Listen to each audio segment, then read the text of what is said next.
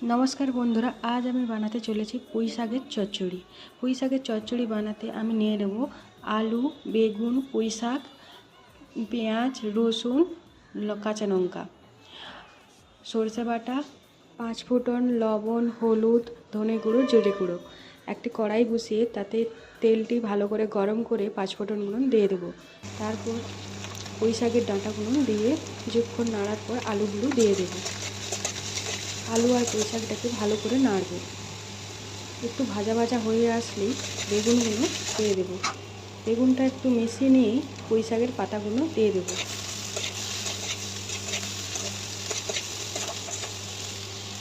পাতা দেওয়ার পর পরিমাণ মতো লবণ দিয়ে দেবো। লবণটা দেওয়ার সাথে সাথেই সমস্ত সবজি থেকে জল ছাড়বে, জলটা শুকিয়ে নেব।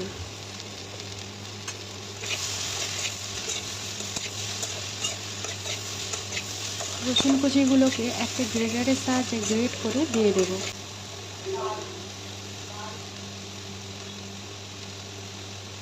গ্রেট করে দেওয়ার পর রসুনটাকে ভালো করে ভেজে নেব।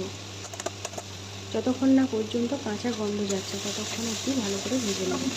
কাঁচা গন্ধ চলে যাওয়ার পরেই পেঁয়াজ কুচি দিয়ে দেব। পেঁয়াজ কুচিটা একটুক্ষণ নাড়ার পরেই হলুদ গুঁড়ো দিয়ে দেবো।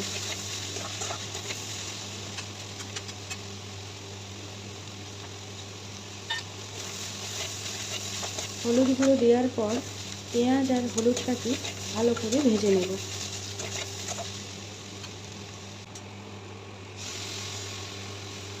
পেঁয়াজ ভাজা হয়ে গেলে তারপরে সরষে বাটাটা দিয়ে দেব।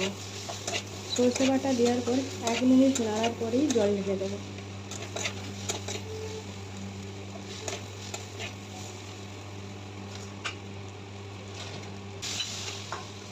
জল দেওয়ার পর ভালো করে সবজি মশলা সব কিছু ভালো করে মিশিয়ে নেব। ঝোলটা ফুটে আসলেই ধনে গুঁড়ো জিরে গুঁড়ো দিয়ে ভালো করে মিশিয়ে আলু আর ডাঁটাটাকে সিদ্ধ করে নেব। আলু ডাঁটা সিদ্ধ হয়ে আসলে ঝোলটাকে মেরে নেব, একবারে শুকনা শুকনা করে নামিয়ে নেব। রেডি হয়ে যাবে পুঁই শাকের চচ্চড়ি। আপনারা একবার বাড়িতে ট্রাই করবেন, আশা করি ভালো লাগবে। নমস্কার।